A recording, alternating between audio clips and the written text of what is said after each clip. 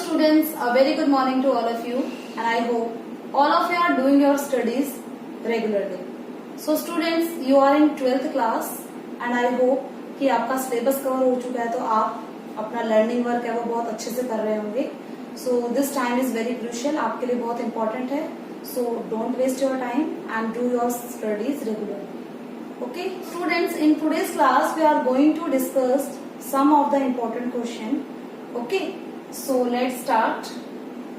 So first question is rural marketing center and periodic market. What is the difference between both of them? So rural marketing center and periodic markets both are related to the rural areas. Rural areas में जो market होते हैं उन्हीं से related है दोनों ही term. So rural marketing centres वो सेंटर्स हैं, कोई भी टाउन या कोई भी सिटी जो रूरल एरिया के पास में है वो रूरल एरिया के लिए मार्केटिंग सेंटर बनती है. मींस जो होलसेलर हैं या शॉपकीपर्स हैं जिन्होंने सामान लेना है वो उस टाउन से या सिटी से सामान ले जाते हैं. ओके, सो रूरल एरिया के लिए मार्केटिंग सेंटर कोई भी वेल डेवलप्ड टाउन आसपास का या फिर कोई सिटी बनती है. एंड इस मार्केट में वही चीजें ज्यादा अवेलेबल होती हैं जो रूरल एरिया के लोग ज्यादा यूज करते हैं. Okay, second term is periodic marketing. Periodic marketing means after period जहां पर मार्केट लगता है, मतलब वीकली मार्केट लगता है या 15 डेज में मार्केट लगता है, सो उन्हें हम पीरियोडिक मार्केट कहते हैं. ओके, सो किसी पर्टिकुलर डे पे या डेट पे की विद इन हर मंथ की 15 और 30 डेट को या 1 डे वहां पर मार्केट लग रहा है, तो इन्हें पीरियोडिक मार्केट कहा जाता है. ये रूरल एरिया में ज्यादा होते हैं. ऐसा नहीं है जो पीरियोडिक मार्केट में जो सामान बेचते हैं वो हर 15 दिन बाद सामान बेचेंगे, नहीं. उसमें डेज फिक्स होते हैं कि किसी पर्टिकुलर जगह पर जाकर के वो मार्केट वहां पर लगा रहे हैं. ओके, सो ऐसा नहीं है कि पीरियोडिक मार्केट में एक वीक में एक बार ही सामान बेचेंगे जो शॉपकीपर्स हैं जिन्होंने सामान बेचना, नहीं. वो अलग अलग डेज पे डिफरेंट प्लेसेस पर जाकर के मार्केट लगाएंगे. Okay, second term is retail trading services and wholesaler trading services.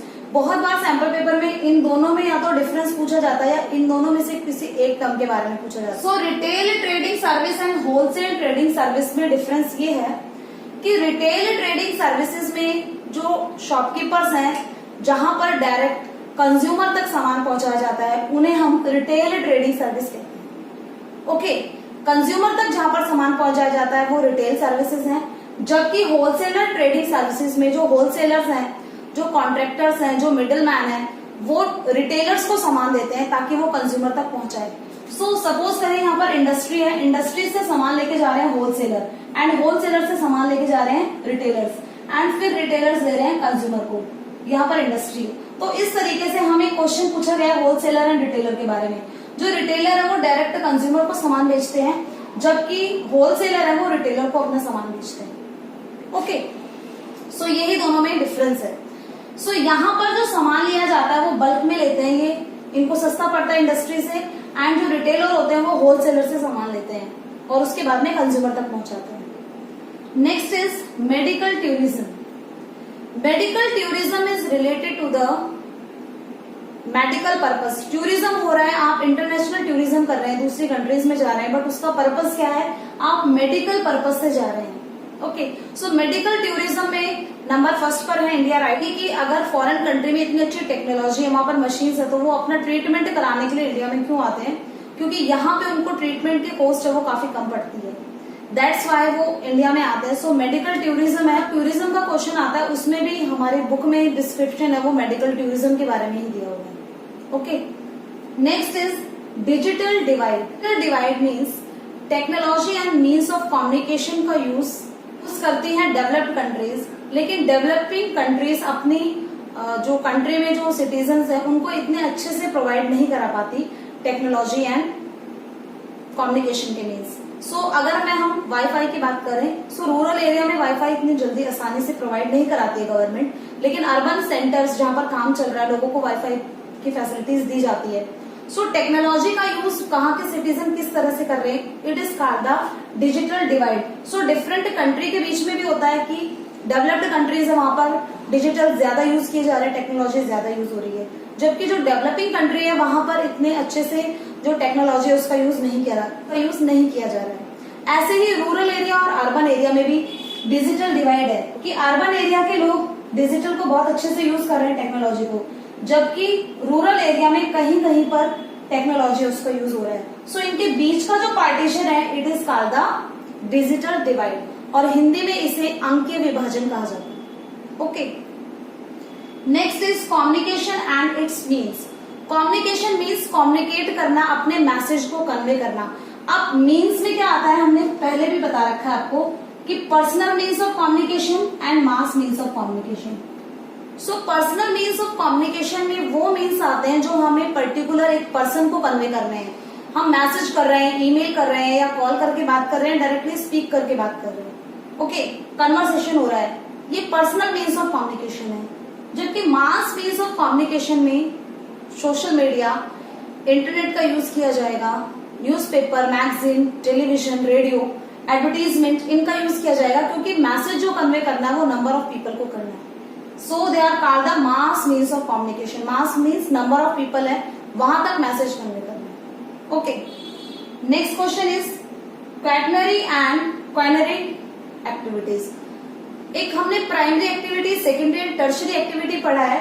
Quaternary activities में वो एक्टिविटीज आती हैं जो रिसर्च, टेक्नोलॉजी, डेवलपमेंट से इंक्लूड है। ओके, सो क्वाटनरी एक्टिविटीज को, इसको पिंक कॉलर जॉब कहा जाता है, pink collar job. Okay, and quinary activities में high data information, policy makers, consultants, counselling, जो हाई लेवल की जो डिसीजन मेकिंग होती है वो क्वाइनरी एक्टिविटीज में होती है, इसलिए इन्हें गोल्ड कॉलर जॉब कहा जाता है। ओके, सो क्वार्टनरी एक्टिविटीज है वो टर्शरी से भी आगे है, मतलब टर्शरी से भी ऊपर है। डेवलपमेंट के वर्क हो रहे हैं, टेक्नोलॉजी के वर्क, रिसर्च के वर्क हो रहे हैं, किसमें, क्वार्टनरी एक्टिविटीज में।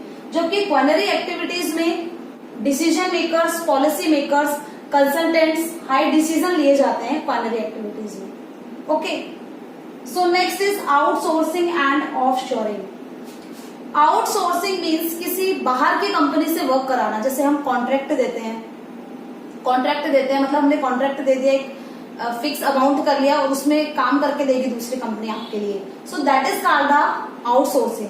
आउटसोर्सिंग क्यों की जाती है, एक तो टाइम लिमिट फिक्स कर दी जाती है कि जल्दी हमें काम मिलेगा, दूसरा प्रोडक्शन की कॉस्ट भी कम आती है, जो वर्क आपके लिए किया जा रहा है आप वो कम वेजेस पे करवा सकते हैं। सो ये बेनिफिट है आउटसोर्सिंग का।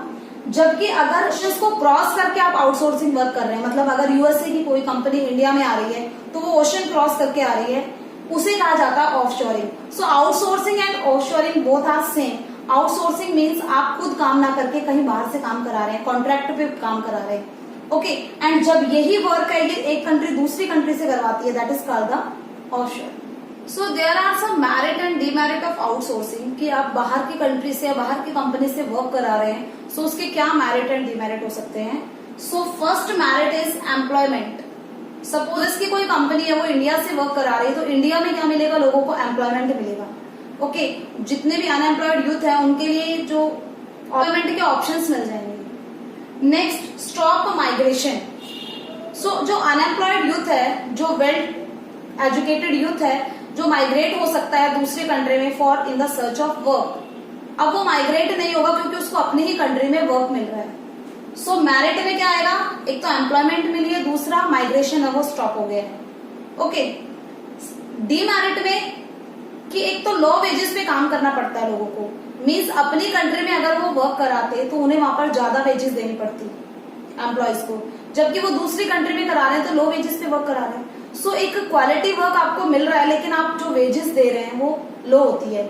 और इंडिया के जो अनएम्प्लॉयड यूथ है वो क्यों वर्क करेंगे, क्योंकि उनको एम्प्लॉयमेंट चाहिए, तो वो लो वेजेस पे, इंडिया के अकॉर्डिंग वो वेजेस ठीक है लेकिन यूएस के अकॉर्डिंग वो वेजेस लो है। सो लो वेजेस पे वो वर्क करा रहे हैं। दूसरा, जो कंपनी आउटसोर्सिंग कराती है, कंपनी से वर्क कराती है, उसको वहां के अनएम्प्लॉयड यूथ है, जितने भी अनएम्प्लॉयड है, बेरोजगार है, उनका एक रेजिस्टेंस झेलना पड़ता है, वो विरोध करते हैं, वो खिलाफ हो जाते हैं उस कंपनी के कि आपकी कंट्री में अनएम्प्लॉयड यूथ है फिर भी आप बाहर के जो लोग हैं उनको वर्क दे रहे हैं। सो ये भी उनको झेलना पड़ता है।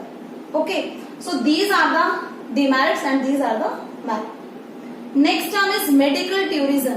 जब आप मेडिकल पर्पज से, इंटरनेशनल टूरिज्म होता है, दूसरी कंट्री में जाते हैं मेडिकल पर्पज से, that is called the medical tourism.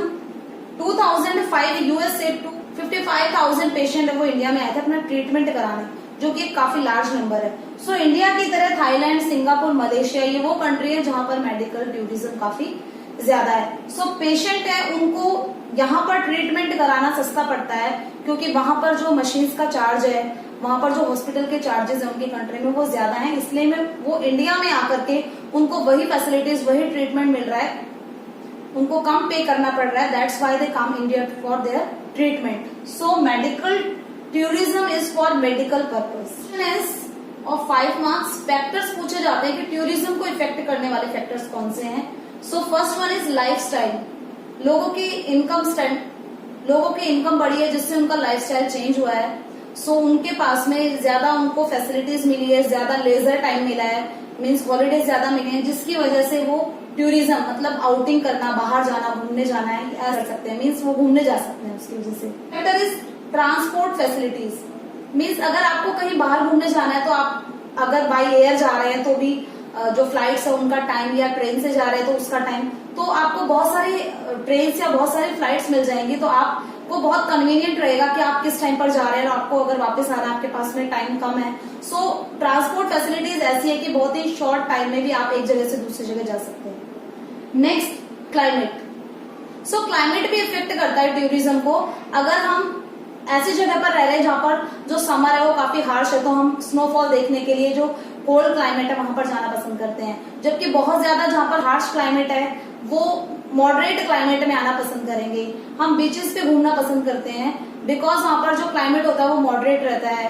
Okay, is landscape. Landscape में ऐसे पिक्चरस्टिक सीन्स होते हैं जो सपोज करिए हम वाटरफॉल देखने के लिए जा रहे हैं, टी गार्डन हमने नहीं देखे हैं, हिलीज एरियाज को हम एक्सपीरियंस करना चाहते हैं, माउंटेन पर जाना चाहते हैं, या बीचेस देखना चाहते हैं। सपोज लोग गोवा घूमने के लिए जाते हैं क्योंकि वहां पर बीच बहुत ज्यादा है। सो हमने जिन चीजों का एक्सपीरियंस नहीं किया है, मीन्स हम जिस प्लेस पर नहीं गए हैं वहां पर जाकर के हम नेचुरल ब्यूटी का एक्सपीरियंस लेना चाहते हैं। Okay, next is history and culture.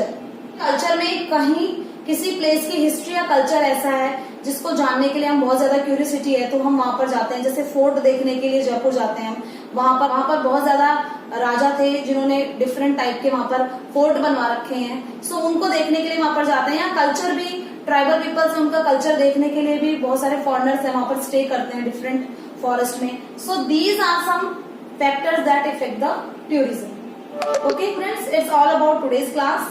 यहाँ पर जितने भी क्वेश्चंस मैंने आज आपको बताए हैं, you will write in your fair notebook. ये क्वेश्चंस हम पहले भी डिस्कस कर चुके हैं, सो अगर हम उनको बार बार डिस्कस करेंगे तो वैसे ही आपको लर्न हो जाएंगे। So you have to write this questions in your fair notebook and learn them. Okay, so best of luck for your studies. Thank you.